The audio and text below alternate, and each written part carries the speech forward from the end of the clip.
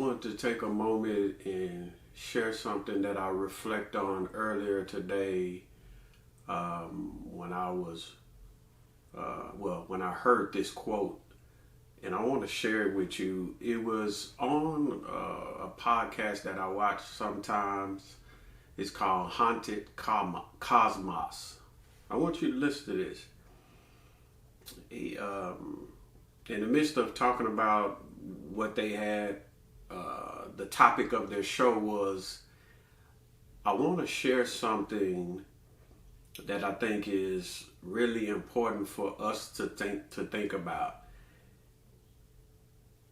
One of the hosts of the show asked this question: what small steps are you taking in the wrong direction that you are justifying for the greater good?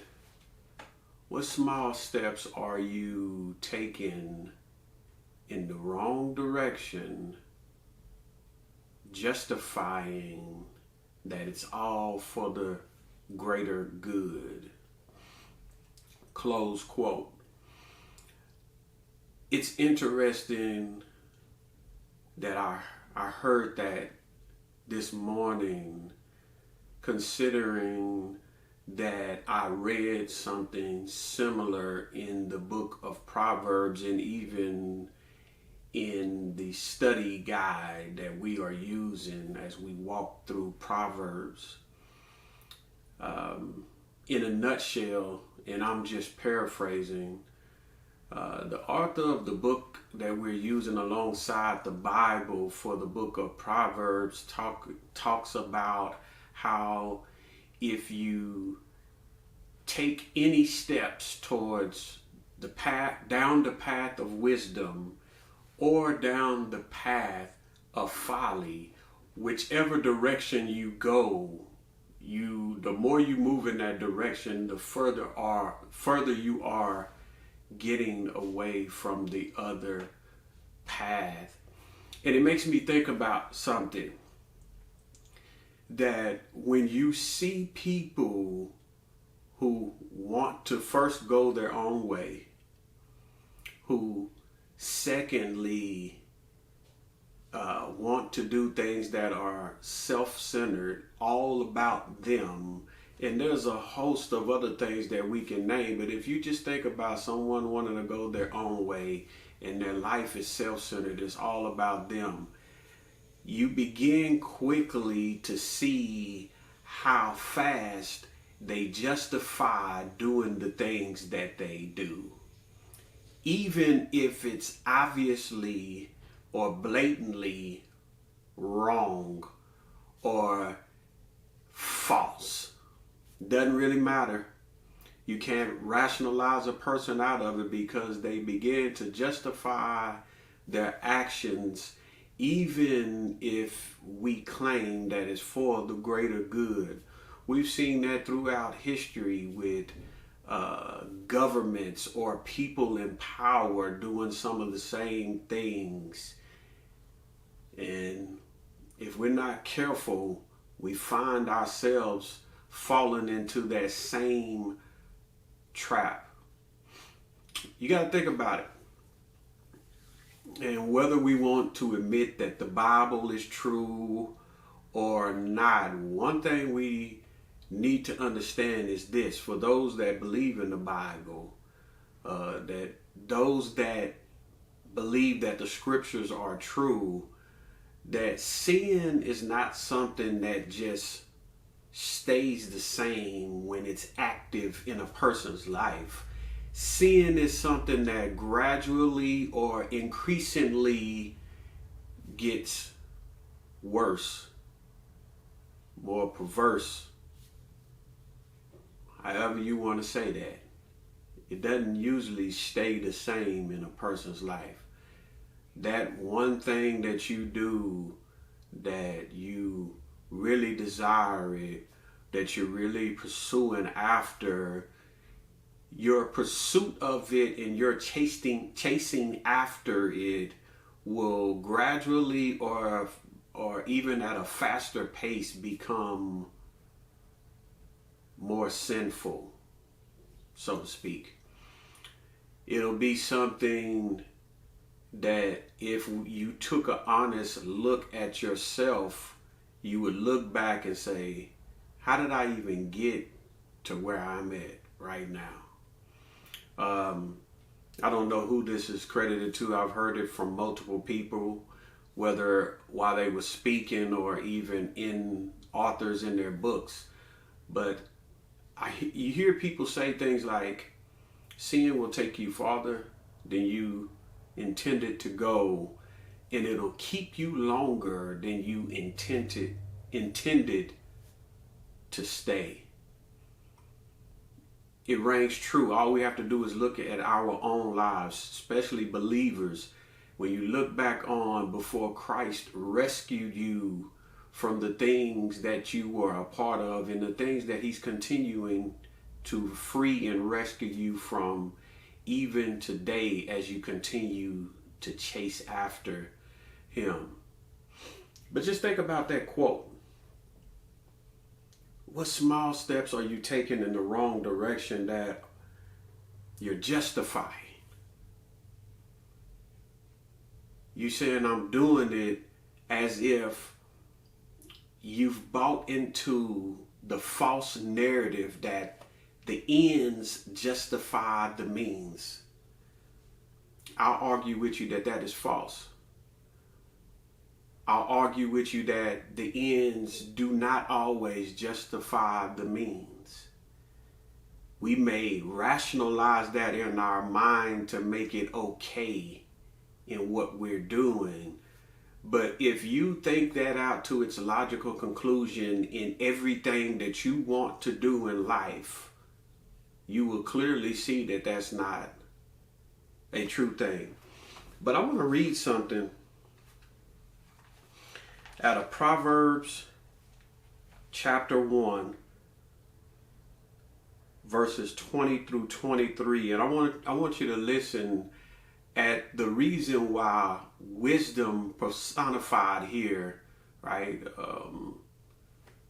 is constantly calling out to us to keep us on the path, or to even get us on her path to begin with. Listen to this. And this is the New Living Translation.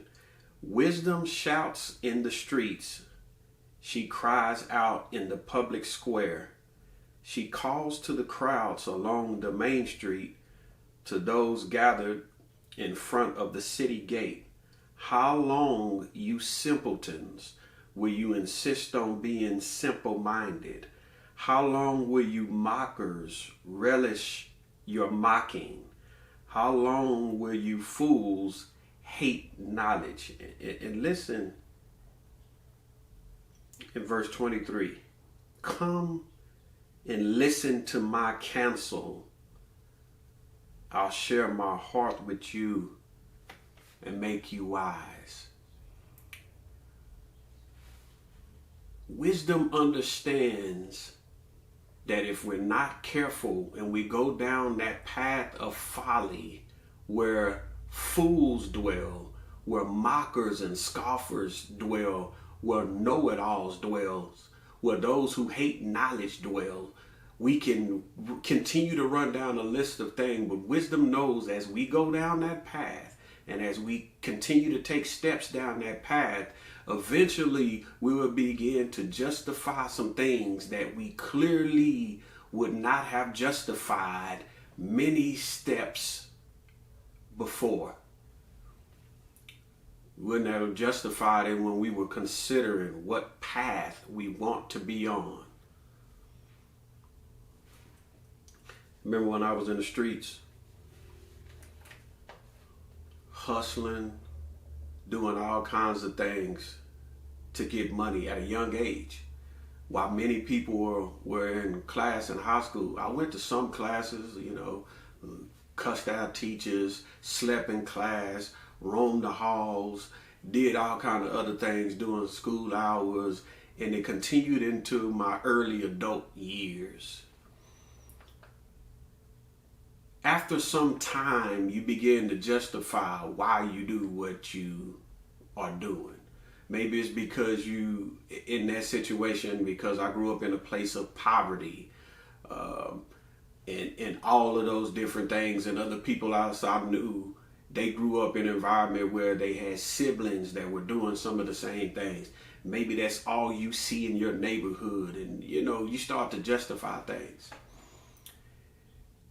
Then I began to think about other things, right?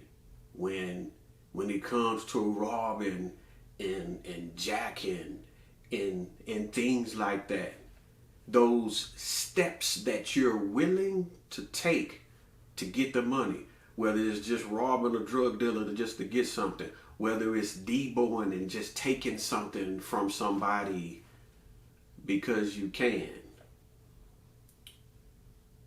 I shared those examples just to share how far you can go down a path and be willing to do anything to continue to keep your money, to survive. Sometimes you do things that you wouldn't naturally do just to survive. But then when I came to Christ, I began to look back over my life. And let me show you something. I looked at some other people that grew up in those same environments, that had family members that were doing some of the same things that we were doing, that came from a place of poverty, all of the stuff that you could think about, and they chose to go down a different path in life. So some of the same excuses that I would use, could I actually use them? Could I actually justify some of the things that I was doing? And I want you to just think about whatever it is that you've done in your life that kept you going down a path that you had to begin to justify things that really wasn't justifiable. But I want you to finish listening to the outcome of rejecting wisdom and insight. Verse 24, to continue on in chapter 1 of Proverbs. I called you so often, but you wouldn't come. I reached out to you, but you paid no attention. You ignored my advice and rejected the correction I offered. So I will laugh when you are in trouble. I will mock you when disaster overtakes you. When calamity overtakes you like a storm, when disaster engulfs you like a cyclone, and anguish and distress overwhelm you. When they cry for help, I will not answer. Though they anxiously search for me, they will not find me. For they hated knowledge and chose not to fear the Lord. They rejected my advice and paid no attention when I corrected them. Therefore, they must eat the bitter fruit of living their own way, choking on their own schemes. For simpletons turn away from me to death. Fools are destroyed by their own complacency. But all who listen to me will live in peace, untroubled by fear or harm. I want you to notice something real quick as we wrap up. I want you to notice something really quick. They didn't fear the Lord. The fear of the Lord is not only a theme in the book of Proverbs, but it's a theme throughout Scripture. That's something that's vital in our lives. You and I would do well to keep that at the forefront of our hearts. And may Christ richly bless your life. Grace, mercy, and peace be with you.